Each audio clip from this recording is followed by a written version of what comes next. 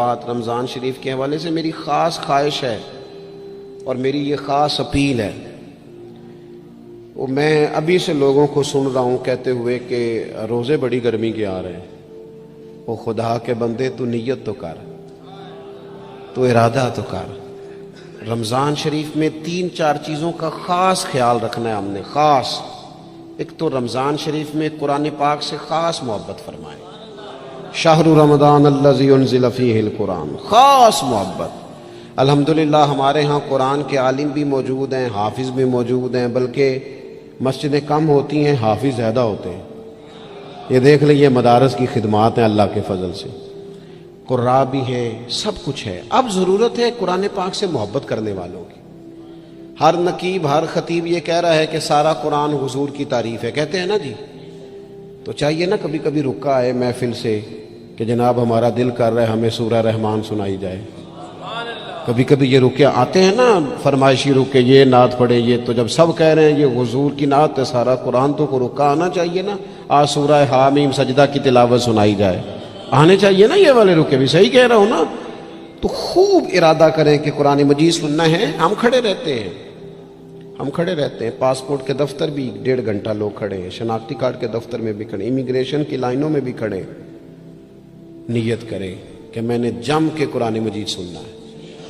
اور جس مسجد میں پہلی تراویح شروع کریں کوشش کریں کہ ساری تراویح اسی میں پڑھی جائے, اور خاص ذوق کے ساتھ. خاص پنجاب میں ایک گاؤں تھا, تو اس میں نا ایک دفعہ ایک بالکل عام سادہ سا آدمی دکاندار تھا, تو اس کا انتقال ہو گیا, تو اس کی قبر سے خوشبو آنے لگی. تو اگر پیر صاحب ہوتے پھر تو بچوں کی موج لگ جاتی. کیا بات ہے بھئی, اتنی کرامت. عام سادہ آدمی تھا, قبر سے خوشبو آنے لگی. لوگ پہنچ گئے, معلومات کی, گھر تک گئے. کہا کوئی مطلب ٹھیک ہے داڑھی شریف تھی, نمازی تھا, لیکن کوئی ایسی خاص چیز ہم نے نہیں دیکھی. تو اس کے گھر والے بتانے لگے کہ نا قرآن مجید نہیں پڑھا ہوا تھا. بوڑھا آدمی تھا لیکن قرآن مجید سے عشق کرتا تھا. کئی گھنٹے قرآن مجید کو وضو کر کے اپنے پاس رکھتا اور پھر انگلیاں چلاتا اور کہتا میرے مالک نے میرے لیے جو بھی فرمایا ہے حق اور سچ ہی فرمایا. اسے چومتا, پیار کرتا. اللہ نے یہ اعزاز دیا کہ اگر انتقال ہوا تو قبر کی مٹی سے بھی خوشبو آنی شروع ہو گئی. خدا را قرآن پاک سے پیار کریں, خوب ذوق بنائیں کہ ہم نے قرآن مجید کو سننا ہے. دوسری میری گزارش یہ ہے آپ حضرات سے کہ سحری میں اٹھنا تو ہے ہی, سودا لینے کے لیے بھی جانا ہے. ہمارے ہاں دہی دودھ کے لیے بھی لوگ صبح صبح جاتے ہیں. تو ایسا نہ کریں کہ تھوڑا 10 منٹ اور جلدی اٹھ جائیں اور پورا رمضان تہجد کی نماز پڑھیں. بڑی پسند ہے نبی کریم کو تہجد کی نماز. صبح اگر 2 رکعتیں نصیب ہو جائیں تو نبی کریم علیہ السلام نے فرمایا جب جوان آدمی تہجد کے لیے کھڑا ہوتا ہے تو اللہ فرشتوں کے سامنے فخر فرماتا ہے. یہ ضرور عادت بنائیں. صبح جن لوگوں کو چند نفل نصیب ہو جائیں اور پھر وہ دعا مانگیں. ایک تو رمضان, پھر تہجد کا ٹائم, اس ذوق کو. اور تیسری گزارش میری یہ ہے,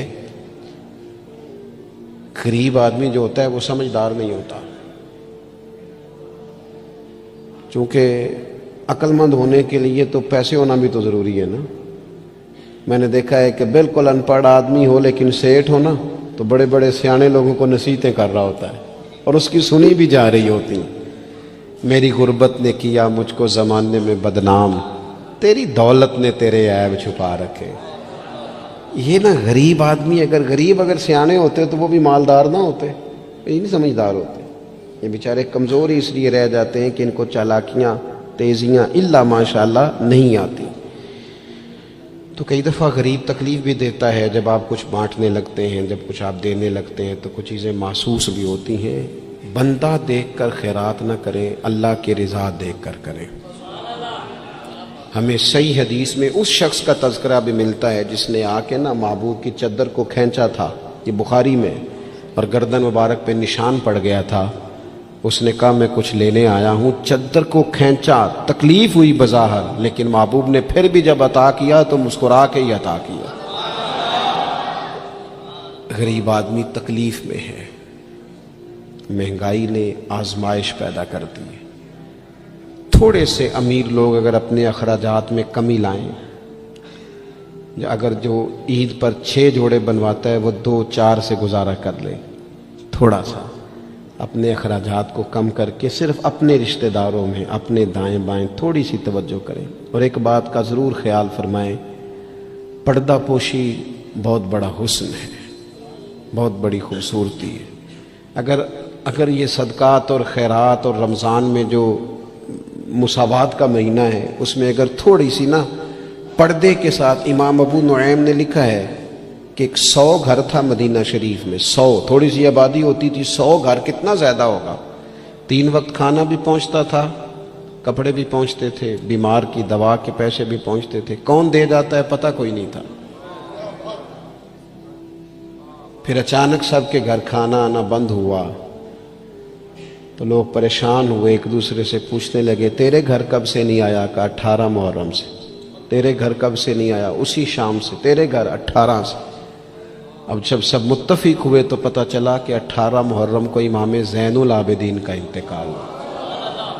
100 گھروں میں کھانا جاتا تھا پر پتہ نہیں تھا دے کون جاتا ہے۔ کچھ تھوڑا سا نا، کچھ خبریں ایسی ہیں جو حضرت عمر بن عبدالعزیز صبح اپنے خادم کو نا ایک سارے دن کے کاموں کی لسٹ دیا کرتے تھے، تو ایک دن لسٹ دی تو وہ چاہیے تو یہ تھا نا کہ اس پہ لکھا ہوتا تھا کہ 11 بجے محکمہ تعلیم والوں کو بلانا، ظہر کے بعد دفاع والوں کو بلانا، شام کو صحت والوں کو بلا لینا۔ وہ لسٹ جو دی تھی اس پہ لکھا تھا کہ کل 5000 درود پاک کم رہ گیا تھا، آج زیادہ پڑھنا ہے۔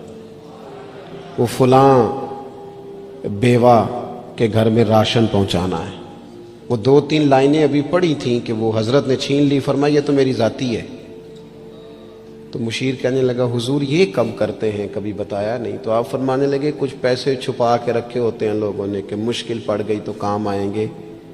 میں نے بھی کچھ نیکیاں سب سے چھپائی ہیں، قیامت میں مشکل پڑ گئی تو اللہ کے کرم سے میرے کام آ جائیں گے۔